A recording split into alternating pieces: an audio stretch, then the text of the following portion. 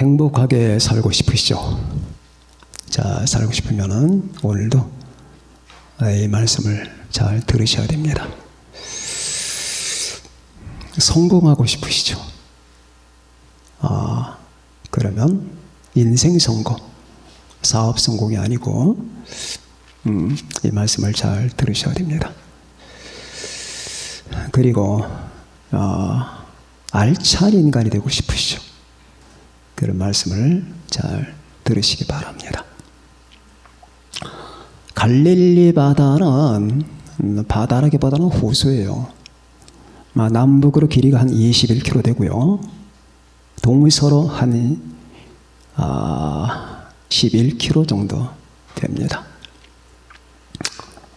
평균 수심이 한 30-40m 되고, 지중해 바로 옆에 이제 지중해가 있잖아요. 지중해보다 높이가 200m, 210m 정도가 낮아요.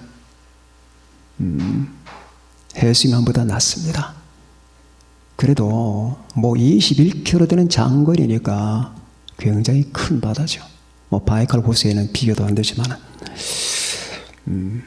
그 바다에 주변으로 뺑 돌아가면서 성경에 나오는 많은 마을들이 있어요. 가보나움, 디베리아, 이런 거, 막달라, 이렇게 그 바다를 중심으로 이렇게 주변에 있습니다. 그래서 이 갈릴리 바다는 그 당시 유대인들에게 굉장히 중요한 자원이었어요. 여기서 먹고 사는 사람들이 많았거든요. 고기를 잡아서. 그 중에 한 사람이 베드로입니다. 성경에 나오는 많은 사람들이 어부예요. 제자들이. 그런데 그 바다에서 잔뼈가 굵어서 그거밖에는 할 줄 아는 게 없겠죠. 그러면 그 사람들은 당연하게 고기를 많이 잡는 게 관건입니다. 요즘에 기업가들이 돈을 많이 벌고 기업 확장을 하고, 그분들에게는 그것이 중요하겠지만 이 어부들에게는 고기 많이 잡는 게 관건이에요. 거기에 온 신경이 투입되죠. 그런데 고기를 못 잡게 되었다 하면은 자기들의 존재 가치가 없는 거예요. 어부는 고기를 잡는 건데 고기를 못 잡았어요. 그렇게 낙심천만하게 갈릴리 바다 한 귀퉁이에 배 2개가 덜렁덜렁대고 있습니다. 자, 낙심하고 의기소침하고 그런 상태 가운데서 이제 접자, 그물을 씻고, 자, 마음을 새롭게 하고 내일 한번 또 해보자, 그렇게 했겠죠. 그리고 이제 막 집으로 돌아가려고 하는데 어떤 이상한 분이 해안가로 걸어와서 그 배, 여러 배들이 있는데 그 중에 이 2배가 지금 크로즈업되고 있는 거예요. 한 배에 올라타셨습니다. 그러자 그 바닷가에 수많은 사람들이 몰려들었어요. 그분은 그 당시에 사람들 가슴을 펑펑 뛰게 했던 바로 메시아이셨거든요. 거기서 말씀을 전하십니다. 그 말씀을 전하자 수많은 사람이 듣고 의뢰를 받았습니다. 말씀이 끝났습니다. 말씀이 끝나고 옆에 베드로를 봅니다. 모든 사정을 파악했습니다. 상황 파악 끝났습니다. 이 친구가, 베드로가 아무런 소득이 없구나. 그리고 낙심 첫날이구나. 그리고 그 2배 가운데 한 배, 예수님께서 타신 배에서 이렇게 말합니다. 깊은 데로 가자. 거기서 깊어봐야 21km, 11km에서 깊은데 그래도 꽤 거리가 있겠네요. 조금 황당한 상황이 발생했습니다. 이분은 어부가 아니거든요. 어부는 자기지. 내 정체성이 어부인데 이 어부한테 이래라 저래라 한단 말입니다. 그래서 속으로는 당신 할 일이나 해라 라고 하고 싶은데 그분의 권위에 정을 할 수가 없습니다. 주여, 우리가 밤새 그물질을 했습니다. 그물을 다 던지고 별짓 다 해봤는데 소득이 없었습니다. 이 말은 약간 꾸짖는 듯한 뉘앙스를 풍기고 있어요. 우리가 어부라고 하는 정체성을 가지고 있는 내가 밤새 그물질을 했는데 한 마리 소득이 없는데 당신은 나한테 지금 저리로 가라고 지시하는 겁니까? 라는 약간의 책망성의 뉘앙스가 보이는 듯합니다. 듯해요. 그러나 반전이 일어납니다. 제가 그렇게 하겠습니다. 왜? 당신의 말씀에 의지해서 지금 이 얕은 바닷가가 아니라 배가 정박되는 게 아니라 저 깊은 곳으로 한번 가보겠습니다. 그렇게 하고 주님이 같이 따라가는 거예요. 그러니까 한 배는 주님이 없어요. 그러나 주님이 설교로 하신 그 배에는 주님께서 베드로와 동행을 하신 겁니다. 동행을 하는 거예요. 기억해 두세요. 여러분이 그렇게 주님께서 타신 배가 아니면 수십 년을 살아도 다 헛짓입니다. 헛짓이. 밤새도록 그물 던져봐라. 할 만큼 다 했죠. 이것도 해보고 저것도 해봤습니다. 이 사업도 해보고 저것도 건드려 봤습니다. 나 사람 많이 만났고 인맥도 많이 쌓았습니다. 스펙도 괜찮습니다. 나 해볼 만큼 다 했습니다. 그래 봐야 베드로가 하는 이 고백을 독백을 하게 될 겁니다. 밤새 그물질을 했지만 얻은 게 없습니다. 이렇게 다 돼요. 안 될 것 같아요? 다 그렇게 됩니다. 사람은요, 어린애에서 태어나서 죽을 때까지 그 과정이 뭐냐? 허물을 발견하는 거예요. 허물을 발견하는 과정입니다. 꿈을 성취하는 과정이라고 생각하면 큰일 납니다. 그건 거짓입니다. 인간은 죽으러 가는 거예요. 죽으러. 생명과 동시에 죽음이 시작되는 거예요. 태어나자마자 그는 무덤으로 가는 거예요. 그렇지 않습니까? 태어나자마자 그는 죽음이 시작되는 거예요. 그러면 태어나서 무덤까지 갈 때까지 그들이 발견하는 과정은 뭐냐? 밤새 수고했는데 얻은 게 없습니다. 나는 내 딴에는 꿈과 희망을 가지고 비전을 가지고 별짓 다 해봤는데 결국은 꽝입니다. 이거 말할 거예요. 다 그렇게 됩니다. 지금 보세요. 목전의 현실을 보시라고요. 꽝 아닙니까? 저분들이 지금 뉴스 타는 사람들이 꽝 아닙니까? 다 꽝 돼요. 저 자리에 오르기 위해서 무슨 짓을 했습니까? 저 자리에 오르기 위해서 별거 다 해서 별 불법을 다 저질렀습니다. 거기 한번 앉아보려고. 앉아보고 나서 1년, 2년 만에 목이 잘립니다. 그러고 끝납니다. 아무것도 없어요. 인생에서는 실의, 낙심, 절망만 꽉 찼습니다. 그러다 죽는 거예요. 그러니 주님이 타시 하는 배는 다 그렇게 됩니다. 그래도 주님이 타고 갑니다. 자, 제1번의 배. 자, 해안가에 있었던 두 배 가운데 첫 번째 배는 주님이 안 탔어요. 이 안 탄 배. 주님이 안 탔으면 사람이라도 탔겠지. 응? 거기에 무슨 도구들이라도 있겠지. 거물이라도 있겠지. 그거 있으면 뭐 하겠어요? 이게 제1번의 배예요. 1번의 배. 여러분은 어떤 배가 되시려고 합니까? 저는 수십 년 전에 제2번 배를 택했습니다. 저는 여기에 생명을 걸었습니다. 그만큼 확실하기 때문입니다. 저는 머리털 끝만 친도 이 배 바깥에 없습니다. 제 머리카락까지 전부 이 안에 있습니다. 머리털 달 하나도 이 배 바깥으로 주고 싶지 않습니다. 저 다른 배에다가 주고 싶지 않습니다.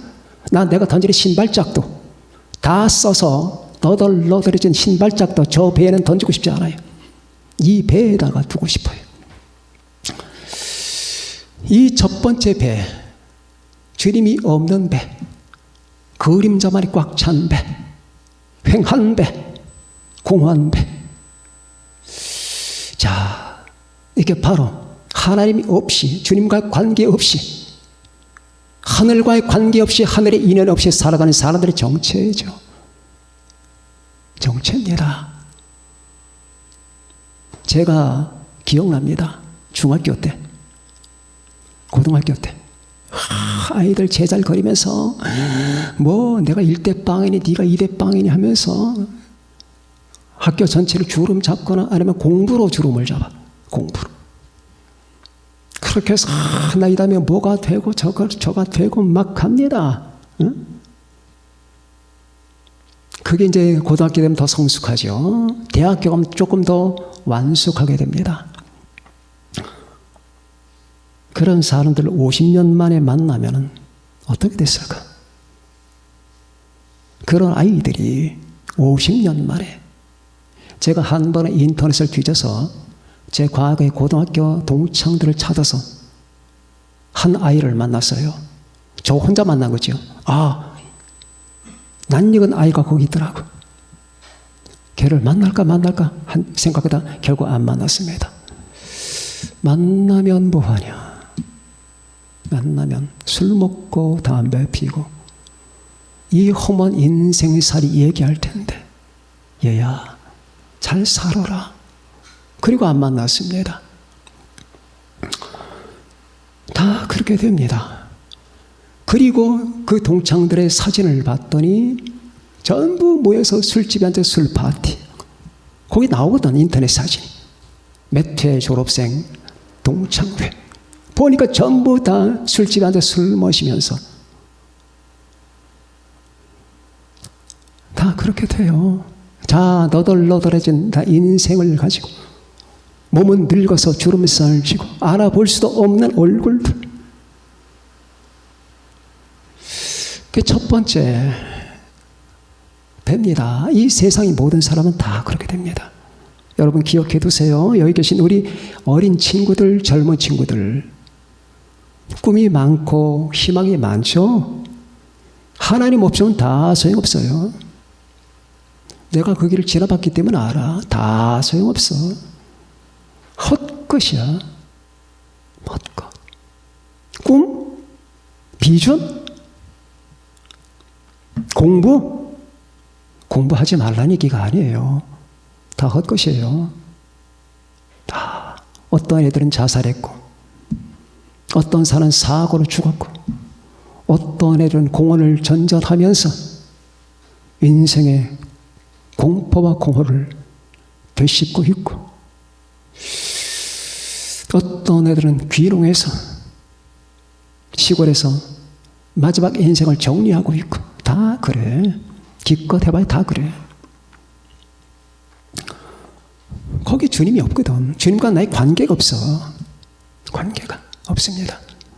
여러분, 해밍웨이의 노벨상 작품 아시죠? 노인과 바다. 근데 그게 그 사람의 대표적인 작품입니다. 무기여 잘 있거라. 누구를 위하여 종은 올리나. 해는 또다시 뜬다. 킬리만자로의 표범. 뭐 이런 작품들을 썼죠. 근데 그 대표적인 노인과 바다예요. 해밍웨이가 쿠바에 갔을 때 거기서 잠깐 영감을 얻어서 썼다는 작품이에요. 쿠바에 산티아고라고 하는 어부가 있습니다. 늙은 어부예요. 근데 젊었을 때는 날렸는데 나이를 먹으면서 소득이 없어요. 그걸 힘을 발휘하지 못합니다. 84일간 잡은 게 없습니다. 여기 베드로처럼 84일 동안이나 잡은 게 없었어요. 사람들은 비웃죠. 저 사람이 날렸던 사람인데 이젠 늙어서 맥이 빠지고 이젠 별 볼 일이 없는 사람 같아.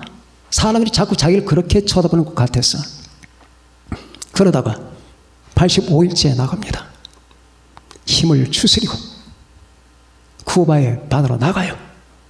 그리고 인내림을 다하다가 한 마리가 걸리는데, 낚시에 딱 걸렸는데 이건 무슨 밤의 덩어리가 걸린 것 같은 느낌을 받아요. 그때부터 3일 동안의 투쟁이 이루어집니다. 3일 동안에. 그게 고기예요. 물고기. 청새치. 입이 뾰족하게 튀어나온 창처럼 튀어나온 고기가 있습니다. 얼마나 크지? 자기 배보다 더 커요. 그걸 이제 잡아서 내가 내 고향으로 가져가게 되면 사람들이 나에 대해서 경탄하겠지? 그런 꿈을 가지고 있는 힘을 사투를 합니다. 그런데 그게 3일 동안이 걸려요. 모든 힘이 다 빠지고 이제 자랑이고 뭐고 자존심이고 뭐고 살아야 되는데, 그렇다고 여지까지 이 짓을 했는데 이걸 어떻게 합니까? 그리고 마침내 연장을 해가지고 그 고기를 내려 패서 죽이고 끌어올리려고 하니까 피냄새를 맡고 상어 떼들이 달려듭니다.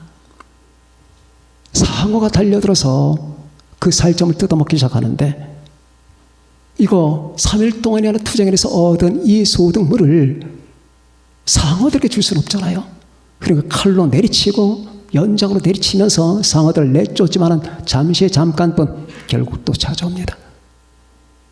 그리고 3일 후에 자기 고향 항구에 도착했을 때 청새치 대가리와 뼈다귀만 앙상하게 남아 있습니다. 그게 끝이에요. 여러분 깨닫는 거 없습니까? 청새치 한 마리 엄청나잖아요. 인생의 행운이거든, 돈이거든, 재물이거든, 명예거든. 걸렸어. 이걸 잡고 이를 악물고 내가 건져야 사람들에게 얼굴을 내세우지. 그렇게 평생 동안 3일 동안 사는 거야. 그러다가 마침내 죽을 때쯤 뼈다귀밖에 없어. 생선 뼈다귀밖에 없는 거야. 이걸 위해서 내가 이렇게 평생을 살았나 하는 정도밖에 없다니까. 그게 해밍웨이가 말하고자 하는 바거든. 그런 기독교 가정에서 태어났습니다. 평생 하나님 없이 살았고 하나님과 관계없이 살았습니다. 그는 술집을 전전했고 바람둥이였습니다. 비록 노벨상은 받았지만 대부분이 예술가들이 못된 버릇을 가지고 있어요. 바람둥이들이 많아요. 그리고 마침내 하나님 없이 자기 인생의 배에 우리 주님 없이 평생을 살았지요. 상 받아 여행을 해 세계 곳곳마다 다녀 꿈 성취해. 보통 사람 같으면 굉장하잖아요. 굉장해. 닮고 싶습니까? 옛날에 대학생들 조사를 했더니 제일 되고 싶은 인물이 뭐냐? 삼성의 누구다. 뭐 이런 말을, 그게 10년 전.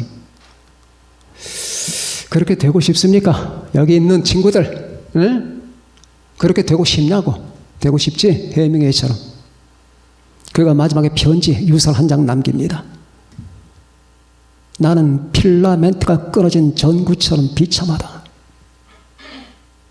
그렇게 쓰고 그 며칠 후에 쌍발 엽총을 입에다 대고 당깁니다.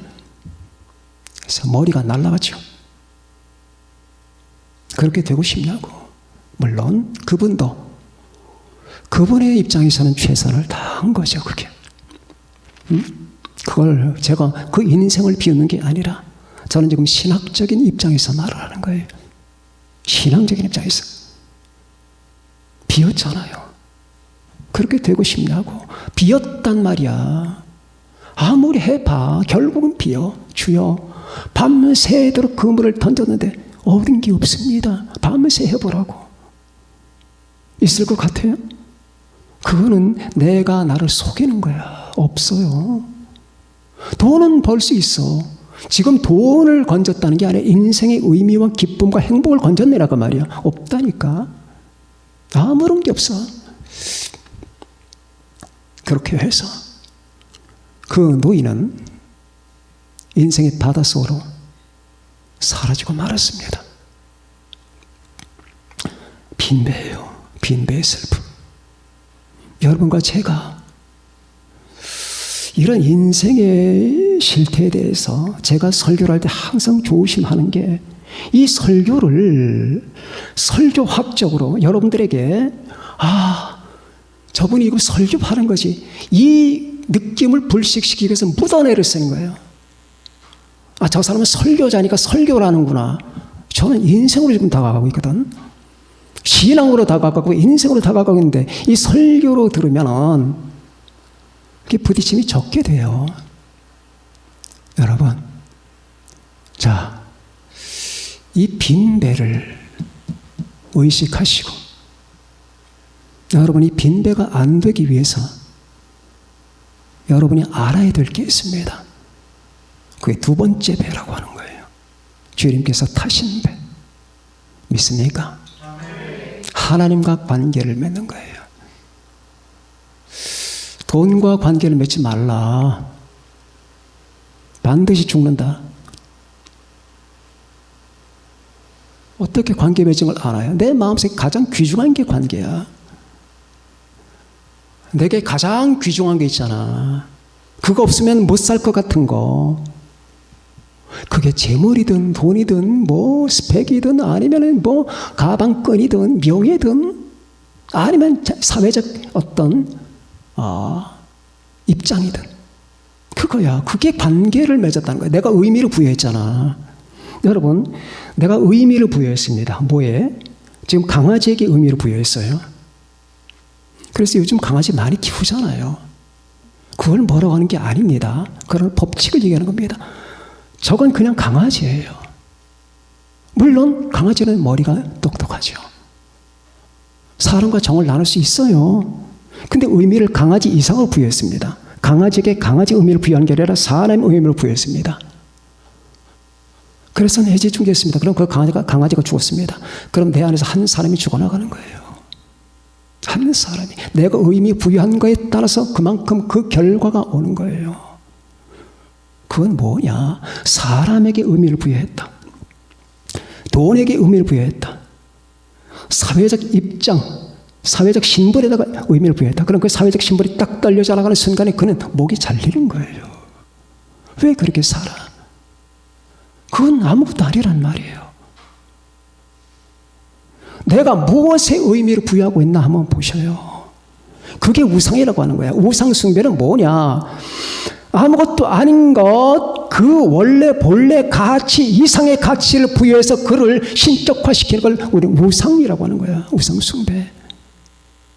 다 처벌받습니다. 무서운 벌을 받게 됩니다. 하나님을 하나님처럼 생각하라. 이 말이에요. 하나님을 내 안에서 하나님 되게 하라. 당시에는 주님께서는 당신 안에서 주님인가? 하나님이 정말로 내 안에 하나님인가? 그 말이에요. 하나님을 하나님 되게 하라는 그 말의 뜻을 알고 있는가? 왜 당신은 하나님 아닌 것들, 저 하찮은 것들, 쓰레기 같은 것들을 하나님처럼 대우하느냐? 그 말이죠. 당신 집안에 당신이 주인이지. 근데 쥐 한 마리가 들어와서 당신 집을 지배하려고 한다면 당신은 참을 수 있겠나? 개 한 마리가 들어와서 당신 집을 가정을 망쳐놓는다면 참을 수 있겠나? 근데 왜 당신은 그보다 더 나쁜 짓을 하느냐? 하나님을 하나님 되게 하라. 예수님이 당신의 주님이다 그 말이에요. 당신 방 보라. 이게 뭐냐? 가슴이 내 방 아니냐? 나라고는 존재가 내 집 아니냐? 근데 이 집에 어떻게 쥐 한 마리가 들어와서 그 쥐가 나를 지배하도록 허락하느냐? 그 말이지. 저 하나님 아닌 것들, 하나님 아닌 것들은 다 쥐에 불과한 건데, 쥐.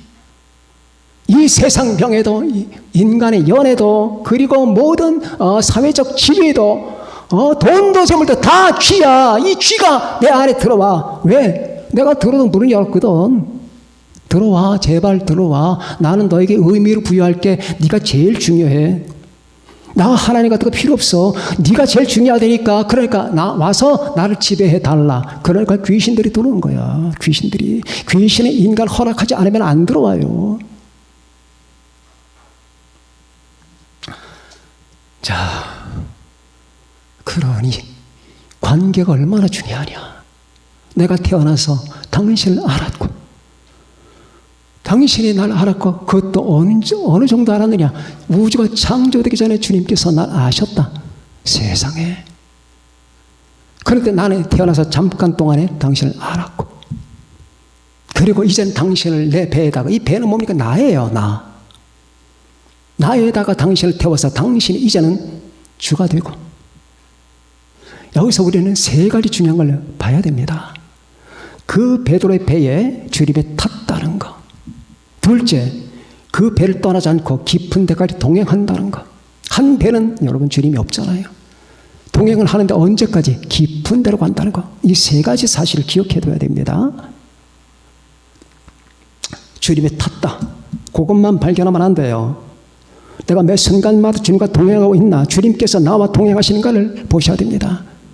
깊은 데로 갈 때까지 동행하시는 거예요. 주님이 안 떠났어요. 안 떠났습니다. 설교하고 내려오신 게 아니에요. 깊은 데로 가라. 그리고 그 배에서 베드로와 동행한 겁니다. 그리고 깊은 데로 간 거예요. 찰싹거리는, 파도 찰싹거리는, 다시 말하면 신앙이 장난치는 그런 행동이 아니라 폭풍과 지진을 감수하는 이 같은 위대한 국면으로 들어간 거예요. 여러분, 신앙은 바다에서 성장하는 거예요. 해안가에서 성장하는 게 아니에요. 해안가에서 찰싹거려 봐라. 송사리밖에 못 잡습니다. 물론 송사리는 민물고기지만 못 잡아요.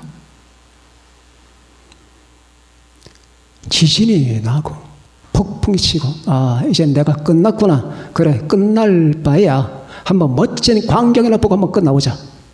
어떤 게 진리인가 보자. 주여, 내가 지금 죽을 수가 있습니다. 그러나 정말 당신이 나의 주가 된다는 사실과 내가 평생 동안 헛된 짓을 하지 않았다는 사실이 증명되게 해달라는 이 마음을 갖고 우리는 뛰어드는 거예요. 한번 해보자 말이에요.